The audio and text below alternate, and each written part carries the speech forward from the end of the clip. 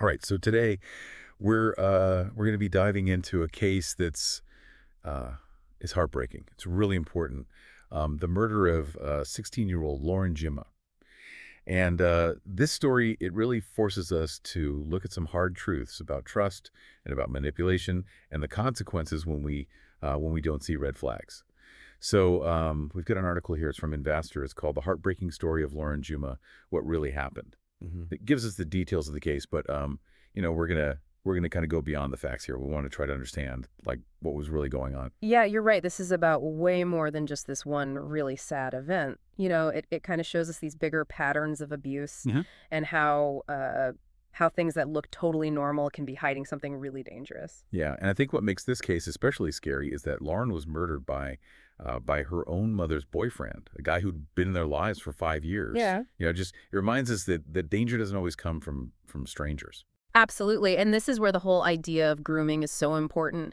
Dr. Nikki Jackson, who, she's an expert on predatory behavior, she points out that these predators, they can spend years building trust. They create this image, both for their victims and the people around them. So it's like they build this fake sense of security, right? So no one can see the danger. Exactly. Yeah. They twist how people see things. It can be so subtle that even people close to the situation don't see the warning signs. And Lauren's case is a perfect example of this. So on October 25th, 2024, she makes this frantic FaceTime call to her mom. She's scared of her mom's boyfriend, Van Brisban.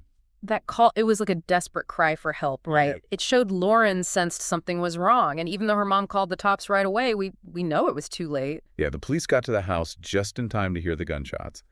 Um, Brisban, he was 62 at the time. He was convicted of murder and attempted sexual assault.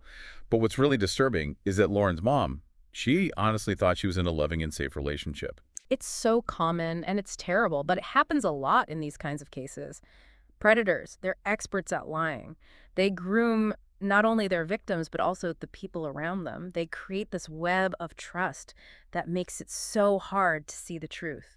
Like they build this fortress of lies, brick by brick. It makes it almost impossible to break through. Exactly. And that's why it's so important to understand how abusers think. They often target people who are vulnerable. They use their trust. They use all these different tricks to gain power and control. So how can we even start to untangle this web of lies? How do we protect ourselves and the people we care about from falling victim to these predators? That's the big question, right? Yeah. And it's one we're going to explore really deeply. But first, it's really important to understand that grooming, it often happens slowly over time. You might not see any big red flags at first. Instead, it's these small manipulations that gradually, they wear down the victim's sense of self and their independence. Like a slow-acting poison, right? Yeah. It works its way through the system until the damage is done. That's a really powerful way to put it. And it shows how sneaky these tactics are. Predators often try to isolate their victims from their support systems, their friends, family, even things they enjoy doing. That way they become more dependent on the abuser. So it's not just physical isolation, but emotional too, right? Yeah, exactly. They want to trap the victim in a situation where they feel like they have no one else to turn to. And that makes it so much easier to control and manipulate them. Exactly. They might shower the victim with gifts, attention.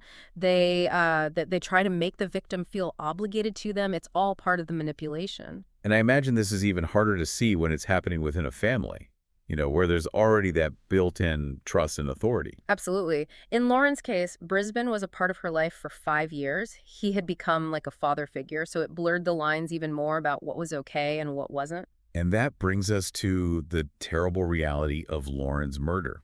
The article talks about the police body cam footage.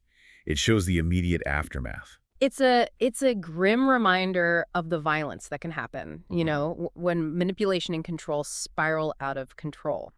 It's hard to imagine the terror she must have felt in those final moments, especially knowing that she reached out for help, but it didn't come in time. And to make things even worse, Lauren's sister rushed to the scene. The police stopped her just moments before she would have heard the gunshots. Imagine that trauma, being so close, but completely helpless. It's just heartbreaking. And it shows us how these events, they don't just traumatize the victim, they affect their loved ones and whole communities too. Exactly. The trauma spreads way beyond the initial violence. It leaves lasting scars on everyone involved. It's like the shockwaves from these tragedies. They keep going long after the headlines are gone. You're exactly right. And that's why it's so important to have these hard conversations, to learn from these cases and to work towards preventing them from happening again. Absolutely. But before we jump into those preventative measures, Yeah. let's take a closer look at the trial and what happened after Lauren's murder. This case really brought some crucial details to light. Things everyone needs to know, especially when it comes to recognizing the signs of potential abuse. Yeah, the trial, it really brought some messed up stuff to light. Yeah. Like Right. they played recordings in the courtroom of Lauren's last moments from that FaceTime call with her mom. God, it's hard to imagine what that must have been like for everyone there, Mm. especially Lauren's family. Hearing those recordings, reliving those moments of fear, just just awful. It really drives home how much these events impact the people left behind. Yeah, it's a reminder that the trauma doesn't stop with the victim. It reaches families, friends, whole communities, even the people trying to get justice. You're so right. We tend to focus on the main victim, but it's so important to recognize that secondary trauma, the trauma experienced by the people who loved and supported them. And that's something we need to talk about more openly, more compassionately. Make sure there's support and understanding for everyone dealing with the aftermath. Couldn't agree more. We got to create a culture where it's okay to ask for help, to admit the pain and the long-term effects of these traumatic experiences. For sure. And speaking of support, the article mentioned that the community really came together after Lauren's case. Seems like her death started a lot of conversations about being vigilant, recognizing red flags in relationships. Absolutely. This case was a wake-up call for a lot of people. It Yeah. showed that abuse can happen anywhere, even in families that seem totally normal. Yeah, it's easy to think, this could never happen to me or to someone I love. Hmm. But Lauren's story, it broke that illusion for a lot of people. It did. And that's why these conversations are so crucial. We need to educate ourselves, our communities, about the subtle signs of abuse. We need to create environments where victims feel safe coming forward. Okay, so let's talk about those red flags. What are some specific things people should look out for, both in terms of grooming and potentially abusive relationships? Well, one of the main things about grooming, like Dr. Jackson says, is isolation. Abusers try to cut their victims off from their support networks, their friends, their family, even the activities they enjoy. So it's not just physical isolation then, but emotional Well, isolation too. exactly. They want to create a situation where the victim feels totally dependent on them, like they have no one else to turn to. And that makes it so much easier to manipulate them, to control them. Exactly. They might shower the victim with gifts, attention, make them feel obligated. It's all part of the manipulation. Right, right. And I imagine this can be especially hard to see with younger people. They might not have the experience, the confidence to recognize those patterns. You're right.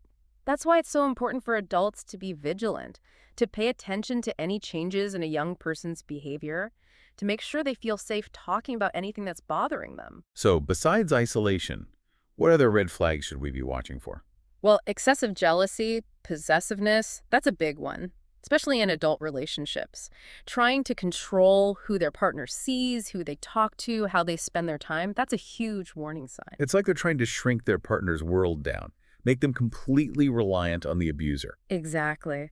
And that often goes hand in hand with constant criticism, putting them down, chipping away at their partner's self-esteem, making them more vulnerable to manipulation. It's almost like they're breaking them down just to build them back up in their own twisted image. That's a pretty accurate way to put it, actually.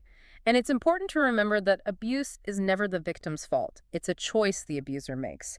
It's a pattern of behavior designed to get power and control. So what about the cycle of violence? We've all heard that term, but can you break it down for us? Sure, it usually starts with this period of tension building. Then there's an explosion, anger, violence, verbal abuse. After that, there's often remorse, apologies. The abuser might promise to change, or they might shower the victim with affection. And that's the honeymoon phase, right? That little bit of calm before the tension starts building again. Yeah, exactly. And that cycle can repeat over and over. People can be trapped in abusive relationships for years because of it. It's so sad because every time that cycle repeats, the victim's hope for change, it gets a little smaller. They might even start to believe they deserve to be treated that way. That's one of the worst things about this cycle. It eats away at the victim's self-worth, makes it even harder for them to leave the relationship. So how do we break this cycle? How do we help someone who's caught in this pattern of abuse? The first step is recognizing that it's happening. We have to understand that abuse is never okay. No one deserves to be treated that way. And then what? How do we encourage them to get help? It starts by creating a safe space for them to talk. Let them know you're there for them, no judgment.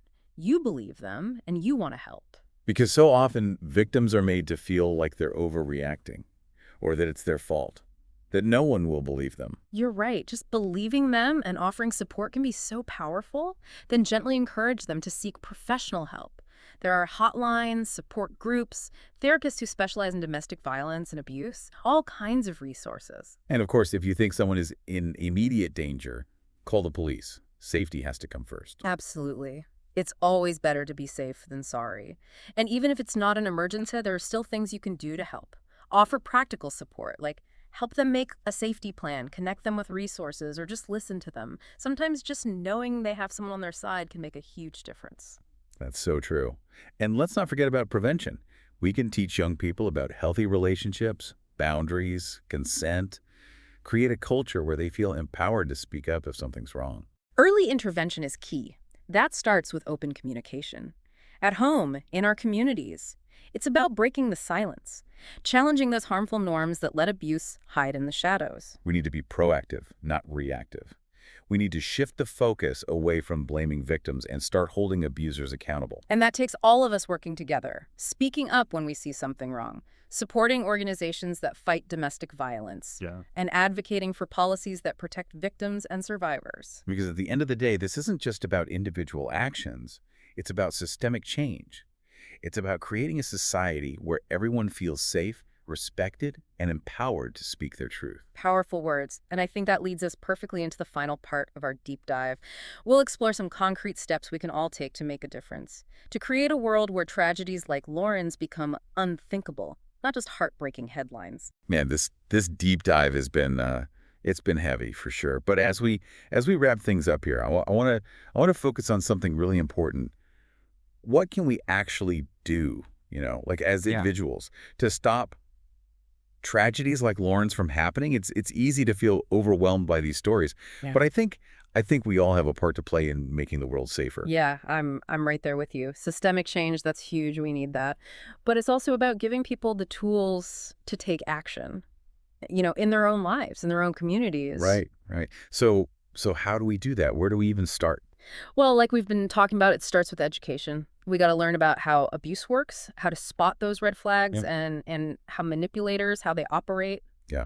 Yeah, it's like learning how to spot a fake bill.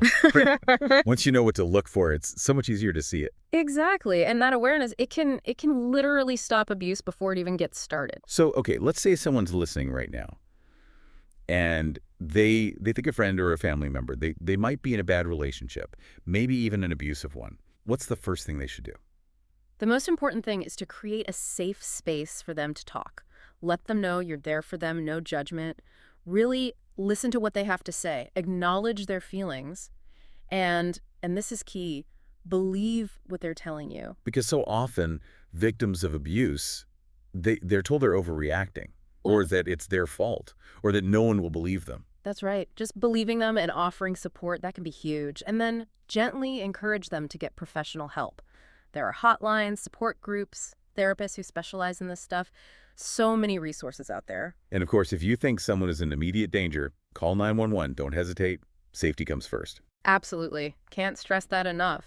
Better safe than sorry. And even if it's not an emergency, there are still things you can do. Practical support, like help them come up with a safety plan, connect them with resources, or just be there to listen. Sometimes just knowing they have someone in their corner can make all the difference. Yeah, that's so true. And we can't forget about preventing this from happening in the first place. We could teach young people about healthy relationships, about boundaries, about consent. And we got to create a culture where they feel like they can speak up if something feels wrong. Early intervention is so important. It all starts with communication. At home, in our communities, we have to break the silence. We got to challenge those harmful ideas that let abuse hide in the dark. We need to be proactive, not reactive. We got to stop blaming victims and start holding abusers accountable. And that's going to take all of us speaking up when we see something wrong, supporting organizations that are fighting domestic violence, fighting for policies that protect victims and survivors. Because when it comes down to it, this isn't just about what we do as individuals. It's about changing the system, creating a society where everyone feels safe, respected, and empowered to speak their truth. Couldn't have said it better myself. And I think that's what we need to take away from this. Lauren's story, it's a tragic reminder of what happens when we stay silent, when we don't act. But it can also be a push for change, a call for all of us to do something. I really hope our listeners are leaving this deep dive not just feeling sad, but with a feeling of responsibility, with a commitment to making a difference. Me too. Even small acts of kindness, of support, they can have a ripple effect. We can create a safer, more compassionate world for everyone. Well, thank you for joining us for this really important conversation. If anything we talked about resonated with you, please reach out for help. There are resources out there. You are not alone. And remember, knowledge is power. The more we understand about how abuse works, the better we can stop it. Let's honor Lauren's memory by working together. Let's create a world where tragedies like hers are unthinkable, not just heartbreaking headlines. That's a powerful thought to end on. Thanks for listening, everyone, and stay safe.